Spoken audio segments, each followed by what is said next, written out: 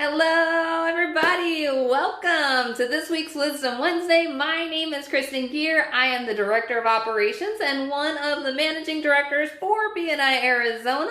And every single week I come to you with a Wisdom Wednesday video that counts as one chapter education unit for watching.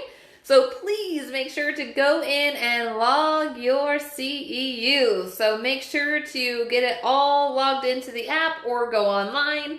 So that way you can record all these amazing videos. If you do a search on this page, type in Wisdom Wednesday, you can pull up all of the past videos.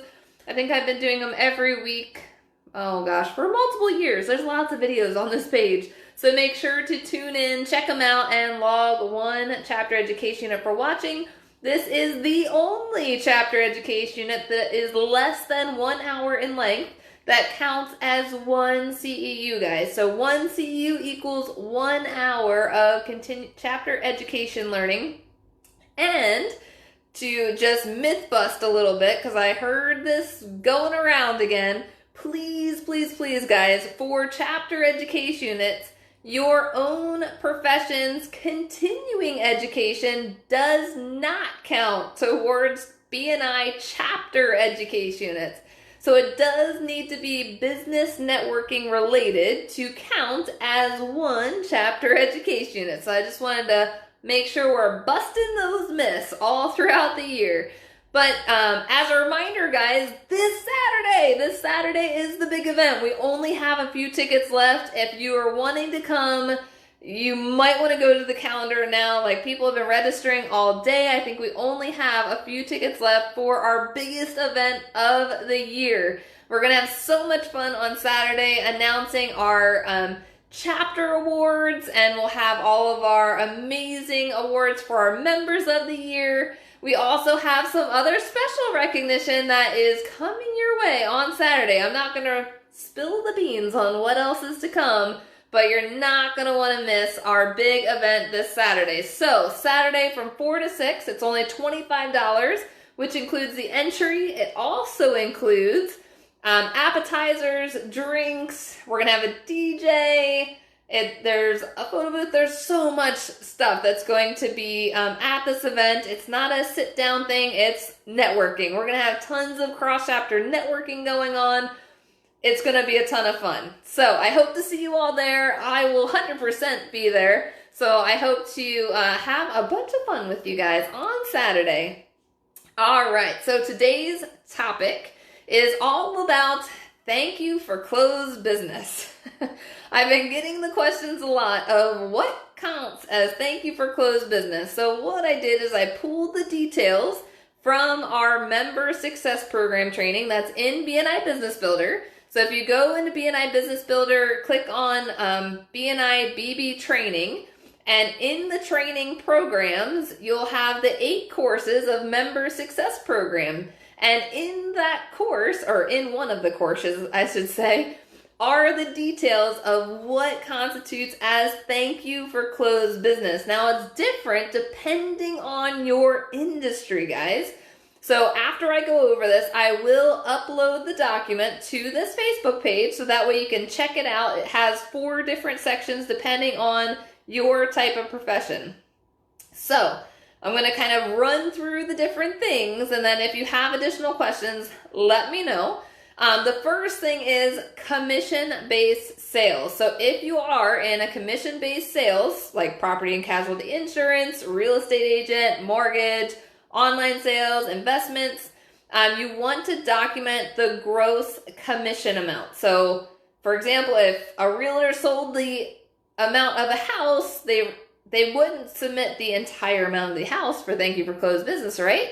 If they received a 3% commission, they would then report the thank you for closed business on that 3%. So that's important to make sure that we're all logging the thank you for closed business the same way. Now for service providers, so service providers such as web designers, massage therapists, pest control, floor cleaning, attorneys, you want to document the entire amount charged for the service. So if the service was $1,000, you're going to report thank you for closed business for $1,000. Now for product providers, So product providers such as direct sales, retail stores, florists, gift baskets, you want to report the total cost of the product sold. So for example, if you sold a flower arrangement for $100, you're going to submit the thank you for closed business for $100. So for the total cost of the arrangement.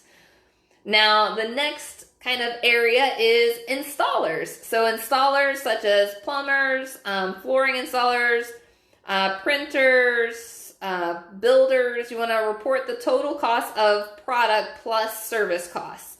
So for example, if the product and installation cost $5,000, you would enter $5,000 for that thank you for closed business. Now for reoccurring billing. So this question comes up a lot as well. For reoccurring billing, such as like coaching, emergency services, you could estimate what the total revenue for the average life of a customer. Now, if there's a contract and it renews every year, you could then submit the billing once a year, depending on what that income is. So for example, if you're a coach getting $800 a month, you would report that $800 a month multiplied by the life of the customer, or depending on if it's a contract or if you have something set that would kind of calculate that out. Really, that's going to be based on the terms of your own business on that reoccurring billing. Now, for like a monthly cycle, so I know that some services are on a monthly basis. So there's two ways to submit the thank you for closed business if someone is paying you on a monthly basis. The first way is to create a time block in your schedule and create a system to where you submit thank you for closed business each month.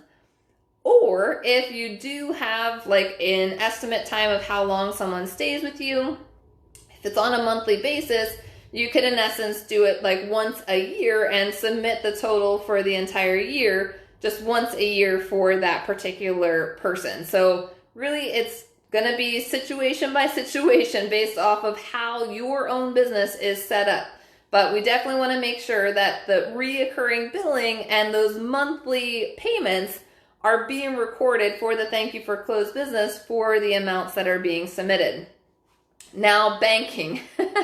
Banking is a little bit different. So banking loans are reported as the interest that would be generated if the loan goes to full term. So it's not the amount of the loan, it's the amount of the interest generated if the loan goes to full term. So it would just be one thank you for closed business for the total interest of the loan.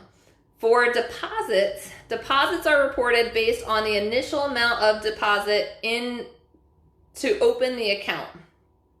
Then for lines of credit, so i.e. credit cards, home equity loans, commercial lines, you would report 10% of that line amount. And then for other services, you could report a flat dollar amount of $250. So that is the details for the different types of professions when it comes to thank you for closed business.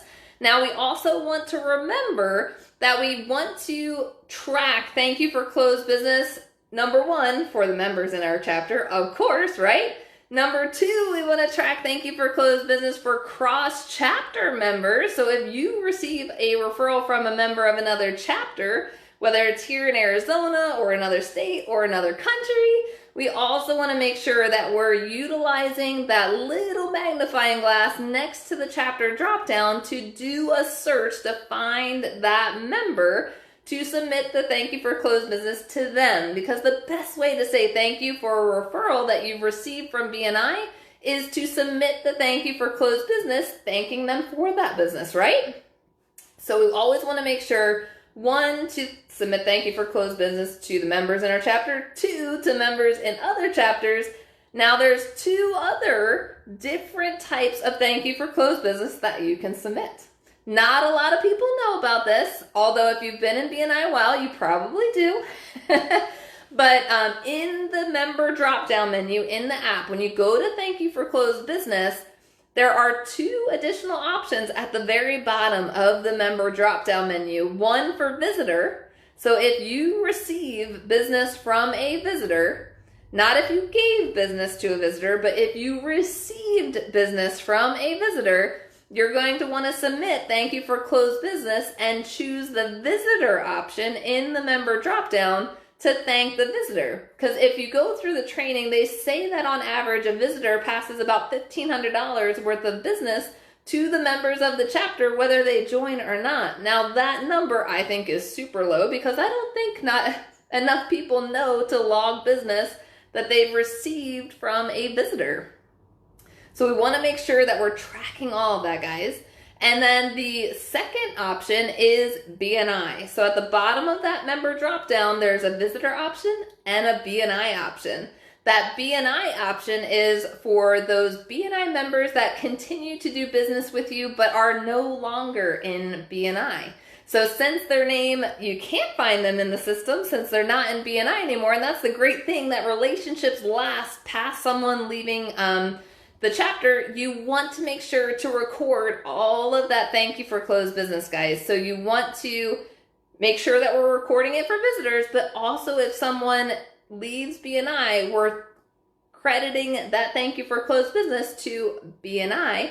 That way it will also be included in your thank you for closed business totals for your chapter. So make sure that we're logging all of these different angles with thank you for closed business, guys. Like I mentioned, I'm going to upload the thank you for closed business sheet to this Facebook page.